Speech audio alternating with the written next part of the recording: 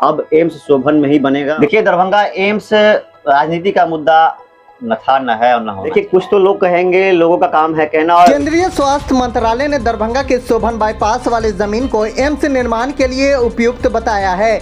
बिहार के स्वास्थ्य विभाग के अपर मुख्य सचिव को एक पत्र भेजा गया है, जिसमें कहा गया है कि पिछले वर्ष 18-19 मार्च को केंद्रीय स्वास्थ्य विभाग की टेक्निकल टीम ने जो शोभन बाईपास वाली भूमि का निरीक्षण किया था, वो जमीन एम्स निर्माण के लिए उपयुक्त है। अब उम्मीद जताई जा रही है कि प्रस्तावित शोभन बाईपास वाली भूमि पर एम्स निर्माण की मंजूरी मिल जाने के बाद राज्य सरकार अब जल्द ही पूरी जमीन केंद्र को फ्री में ट्रांसफर कर देगी। बिजली और पानी की आपूर्ति की व्यवस्था करने और वहां तक 4 लाइन कनेक्टिविटी देने के लिए भी जरूरी कदम उठाएगी। इसी शोभन बाईपास की जमीन पर लोकसभा चुनाव से पहले खूब राजनीति हुई थी। इस दौरान शोभन बाईपास की जमीन और डीएमसीएच के कैंपस वाली भूमि का भी केंद्रीय टीम ने कई बार निरीक्षण करने के बाद इससे एम्स निर्माण के लिए अनुपयुक्त बताया था, जिसके बाद उस समय चल रही महागठबंधन के सरकार के मुख्यमंत्री नीतीश कुमार ने आनन फानन में दरभंगा में 250 बेड के नए हॉस्पिटल के निर्माण की घोषणा कर दी थी। जेडीयू के राज्यसभा सांसद संजय झा ने एक्स पर लिखा है कि हमें शेयर करते हुए खुशी है कि दरभंगा में एम्स निर्माण के लिए राज्य सरकार द्वारा शोभन एकबी बाईपास के निकट प्रस्तावित भूमि का सर्वेक्षण करने 18-19 मार्च 2024 को दरभंगा आई केंद्रीय सरकार की टेक्निक टीम ने अपनी रिपोर्ट में उक्त भूमि को एम्स निर्माण के लिए उपयुक्त बताया है। इसके बाद केंद्रीय स्वास्थ्य एवं परिवार कल्याण मंत्रालय ने प्रस्तावित भूमि पर एम्स के निर्माण को मंजूरी दे दी है। देखिए, विगत 3 महीने पहले मार्च महीने में भारत सरकार की एक टेक्निकल टीम दरभंगा आई थी, जिस समय समन्वय नहीं बैठ पा रहा था कि एम्स कहाँ बनेगा, शोभन या फिर दरभंगा के दूसरे स्थान पे। लेकिन अब उस अफवाहों को मुहर लग गई है। अब एम्स शोभन में ही बनेगा और कल भारत सरकार के स्वास्थ्य मंत्रालय की तरफ से इसे एनओसी भी दे दिया गया।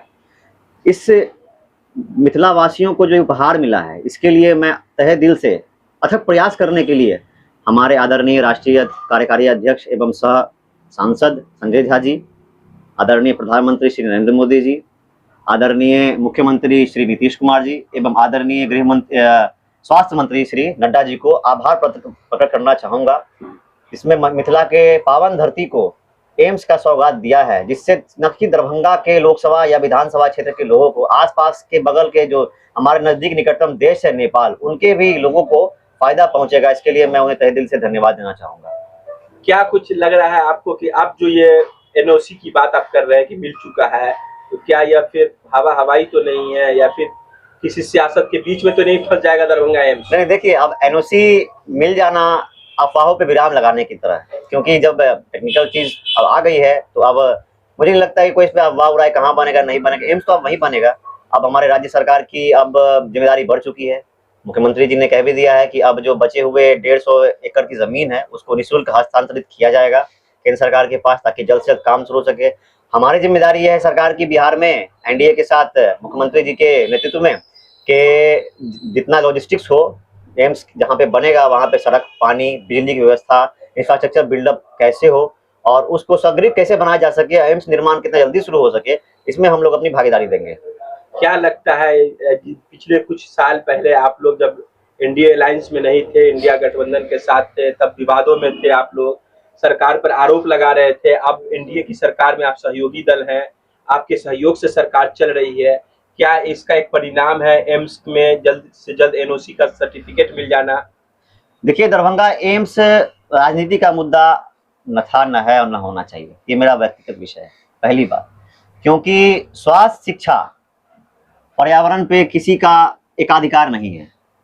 दूसरी बात यही है कि एम्स बन जाने से सिर्फ हमारा पार्टी के लोगों का या हमारे सहयोगी पार्टी के लोगों का फायदा नहीं होगा। इससे तमाम जनता को, जो हमारे वोटर्स रहे हैं, नॉन वोटर्स, उनको भी, ताकि सब हमारे जनता है, सबको फायदा मिलेगा। तो जनहित में इस फैसले को देखते हुए हमें इसका सम्मान करना चाहिए, ना कि इस पर राजनीति करनी चाहिए। देर आया लेकिन दुरुस्त आया। लेकिन विपक्ष अभी भी राजनीति करेगा, उस पर राजनीति सवाल उठेगा कि एनओसी मिल गई है लेकिन प्रक्रिया शुरू नहीं होगी, फिर टहलाया जाएगा, बहलाया जाएगा। इसको आप कैसे देखते हैं? देखिए, कुछ तो लोग कहेंगे, लोगों का काम है कहना, और विपक्ष के लोगों का तो अधिकार ही है उनका कि हर चीज पे हल्ला करना, सवाल उठाना। खैर अब जो नया विपक्ष बना है उनका काम तो सिर्फ हल्ला ही करना, आप देखिएगा संसद से लेकर के विधानसभा तक, और कुछ नहीं करना। लेकिन हाँ, हम यही कहना चाहेंगे कि इस पर राजनीति ना करें, और जैसा कि अब टॉप लीडरशिप ने हमारी इसको एग्री कर दिया है, तो अब जल्द से जल्द हमें भी उम्मीद है कि एम्स का निर्माण चालू होगा, और मिथिला के साथ साथ अनेक दूसरे राज्यों के, खास करके गरीब तबके के लोगों को भी इसका फायदा जल्द से जल्द पहुंचेगा, और लोग स्वास्थ्य सेवाओं का फायदा उठा सकेंगे। बगल में ही कर्पूरी ग्राउंड में आपको मल्टी सुपर स्पेशलिटी हॉस्पिटल, जिसमें 2600 बेड का मुख्यमंत्री जी ने दिसंबर में ही अलॉटमेंट कर दिया था, उसका भी अब काम जल्द से जल्द शुरू होगा। तो दरभंगा के लिए एक बहुत बड़ी बात है। और जैसे आप देख रहे हैं कि शहर के आखिरी छोर पे बना है ये एम्स का एरिया, तो 4 लेन से कनेक्टिविटी है, तो इससे शहर के अंदर लोगों का बैकेज और रश नहीं बढ़ेगा, भीड़ जाम का समस्या नहीं होगा। लोग आराम से 4 वे हाईवे की लाइन से आएंगे, इलाज करवा करके जा सकते हैं। जिनको एयरलिफ्ट करके जाना हो वहीं से आप एयरपोर्ट चले जाइए, वहां से आप एयर एम्बुलेंस लेके जा सकते हैं। तो ये फायदा है, और शहर पे बैगेज कम पड़ेगा। अच्छा, ये जमीन का विवाद पिछले कई दिनों से बना हुआ था एम्स के साथ, आखिर क्या वजह रही जो इतना विवादों में बना रहा है एम्स, यहाँ हो वहाँ हो, इसको आप कैसे देखते हैं? देखिए, पहले तो दरभंगा कर्पूरी ग्राउंड पे एम्स का लोकेशन हुआ था, लेकिन उस समय एक बात उठी थी जो कि वाजिब भी है कि अगर कोई एम्स बनता है तो वहाँ के कुछ किलोमीटर के दायरे में प्राइवेट अस्पताल या दूसरे अस्पताल नहीं होने चाहिए। लेकिन आप देख सकते हैं वहीं पे डीएमसी दरभंगा मेडिकल हॉस्पिटल है, अलपट्टी और बेता जो हब है डॉक्टर्स का, फिर वो कहाँ जाते हैं। और शोभन एक ऐसा स्पॉट है जहाँ पे किसी को दिक्कत नहीं है, रश भी कम रहेगा, बैगेज भी कम रहेगा, भीड़ भी कम होगी लोगों की, और आराम से लोग इलाज करवाने के लिए एक दूसरे जगह से 4 लेन से आ सकते हैं, जा सकते हैं। और लॉजिस्टिकली भी देखें तो पर्यावरण के हिसाब से भी अच्छी जगह है, शांत जगह है, और 4 लेन कनेक्टिविटी के साथ साथ वहाँ पे आप देखिए कि उस एरिया को भी डेवलप करना है, तो वो एरिया भी डेवलप होगा। दरभंगा का अगर ये किनारा डेवलप है, दरभंगा का वो किनारा भी डेवलप होगा, और अच्छा है। आपसे ये आखिरी सवाल, मिथिला और बिहार के लोगों की उम्मीदें नीतीश कुमार से विशेष राज्य के दर्जा को लेकर के था, विशेष पैकेज मिला, वो किस तरह से धरातल पर उतरेगा वो अपनी जगह है, लेकिन मिथिला के लोगों को जो एम्स का सौगात मिला है, अब निर्माण जल्द शुरू होने वाला है, इसको आप कैसे देखते हैं? देखिए, आदरणीय मुख्यमंत्री श्री नीतीश कुमार जी ने जब पहली बार मुख्यमंत्री का पदभार 2005 में संभाला था, तब से ही उनका सबसे पहला एक अधिकार रहा है, और उन्हें पुरजोर तरीके से, चाहे गठबंधन में रहे और न रहे, उन्होंने उठाया है कि विशेष राज्य का दर्जा बिहार को मिले। अगर आप देखें अभी तो हाल ही के कोविड के बाद, कोविड के टाइम में ऑल ओवर द वर्ल्ड की मार्केट, उनका इंफ्रास्ट्रक्चर, उनकी अर्थव्यवस्था सब कोलैप्स कर गया था। लेकिन बिहार एक ऐसा राज्य था जिनको ना कोई विशेष पैकेज था, ना कोई विशेष अधिकार हमारे पास था, लेकिन तब भी अपने बलबूते पे हम सबसे हाईएस्ट और तेजी से इमर्जिंग बढ़ने वाले स्टेट थे इंफ्रास्ट्रक्चर के मामले में।